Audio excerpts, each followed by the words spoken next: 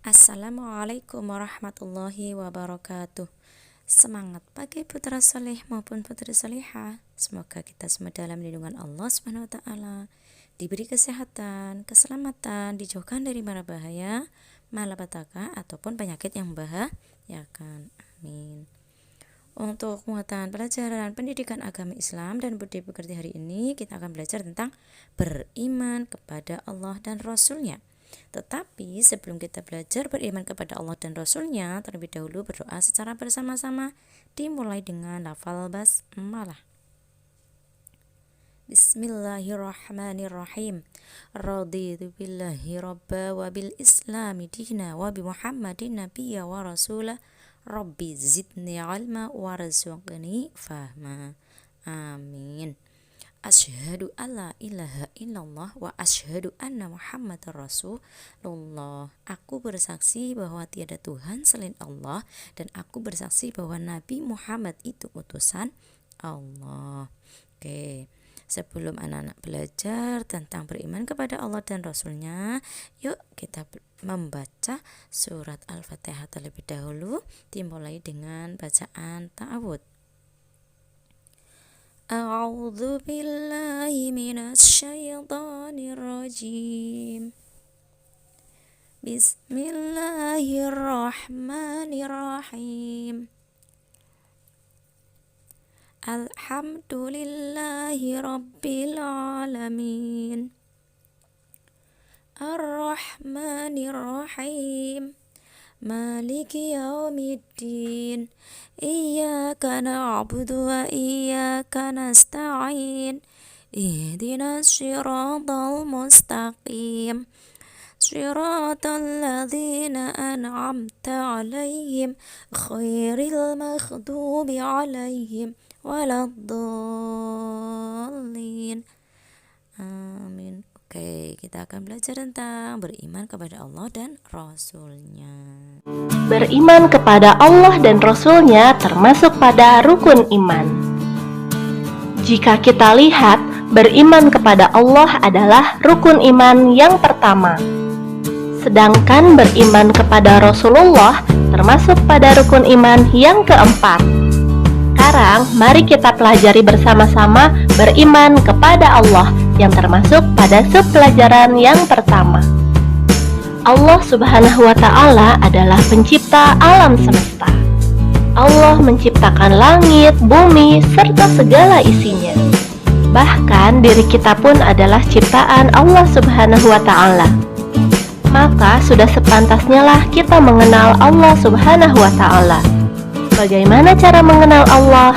Yuk kita pelajari. Ada 3 cara untuk kita mengenal Allah Subhanahu wa ta'ala. Yang pertama adalah mengenal Allah melalui alam semesta. Yang kedua melalui Al-Quran. Dan yang ketiga adalah melalui nama-nama Allah atau Asmaul Husna. Sekarang kita pelajari mengenal Allah melalui alam semesta. Seperti yang sudah disebutkan di awal, bahwa Allah adalah pencipta alam semesta. Hal ini tercantum dalam Quran Surat Al-Fatihah ayat kedua yang artinya, segala puji bagi Allah Tuhan seluruh alam. Di bumi ini terdapat benda hidup dan benda mati. Bisakah anak-anak menyebutkan benda-benda hidup? Benda-benda hidup contohnya adalah manusia, hewan, dan tumbuhan. Sedangkan benda mati contohnya adalah kursi, meja, pintu, bangunan, batu, dan lain sebagainya. Jika kita perhatikan, sebuah kursi adalah buatan manusia. Namun kita harus perhatikan juga bahwa manusia adalah ciptaan Allah Subhanahu wa ta'ala. Dan bahan dasar pembuatan kursi itu adalah kayu yang tidak bisa dihasilkan oleh manusia. Kayu berasal dari sebuah pohon, dan pohon tidak bisa ditumbuhkan oleh manusia, melainkan oleh Allah pemilik alam semesta ini. Jadi, kita bisa mengenal Allah dengan cara memperhatikan dan merenungkan alam semesta sebagai ciptaan Allah. Sekarang, mari kita pelajari mengenal Allah melalui Al-Quran. Al-Quran adalah kitab suci yang diturunkan oleh Allah Subhanahu wa ta'ala kepada Nabi Muhammad SAW. Sebagai seorang muslim, kita harus mengimani isi Al-Quran. Untuk mengenal Allah, mari kita baca Quran Surat Al-An'am ayat 102. A'udzu billahi minasyaitonir rajim. Bismillahirrahmanirrahim. Dzalikumullahu rabbukum la ilaha illahu khaliqu kulli syai'in fa'buduh wa huwa ala kulli syai'in wakil. Shadaqallahul azim.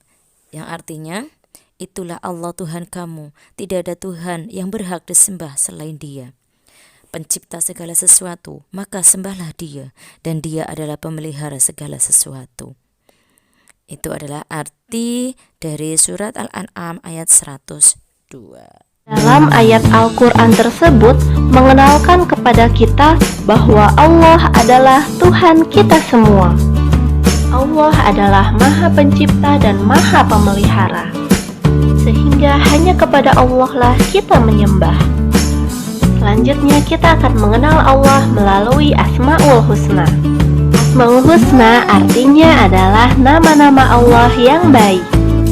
Asma'ul Husna berjumlah 99 nama. Dan kali ini kita akan mengenal 3 nama dari Asma'ul Husna. Yang pertama adalah Al-Basir. Al-Basir artinya Allah Maha Melihat. Penglihatan Allah berbeda dengan penglihatan manusia yang terbatas. Allah mampu melihat apa saja, sampai hal sekecil apapun. Tidak ada yang luput sedikit pun dari pandangan Allah.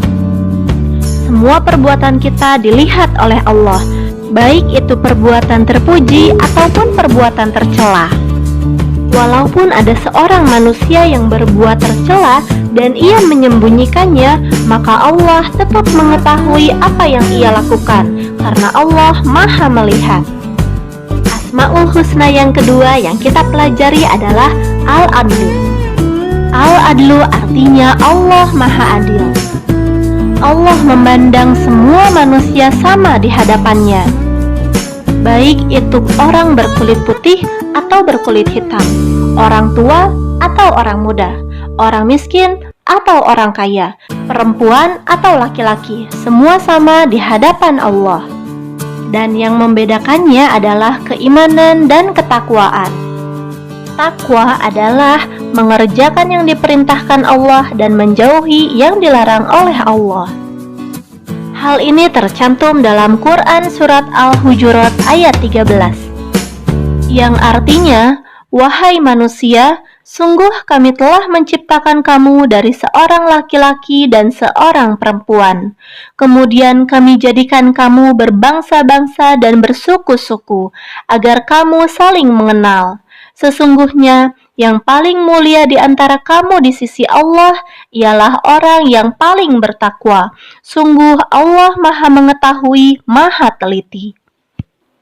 Sekarang kita pelajari Asma'ul Husna yang ketiga, yaitu Al-Azim. Al-Azim artinya Allah Maha Agung. Di dunia ini tidak ada yang pantas untuk diagung-agungkan selain Allah Subhanahu wa Ta'ala yang Maha Agung. Allah Maha Agung, sehingga Allah tidak membutuhkan pertolongan dari siapapun. Berbeda dengan manusia yang saling membutuhkan satu sama lain. Allah Maha Agung dengan segala ciptaannya yang luar biasa. Maka sepantasnya lah kita senantiasa mengagungkan Allah, memuji dan berzikir hanya kepada Allah. Selain itu, cara kita mengagungkan Allah Subhanahu wa Ta'ala dengan senantiasa melaksanakan perintah dan menjauhi larangannya. Nah, anak-anak, semoga dengan kita mempelajari alam semesta, Al-Quran, dan Asmaul Husna, semakin pula kita mengenal Allah Subhanahu wa Ta'ala dan semakin menambah keimanan kita kepadanya. Demikian pembahasan tentang beriman kepada Allah dan Rasul-Nya. Untuk pertemuan yang akan datang, kita akan bahas tentang apa? Aku anak solih.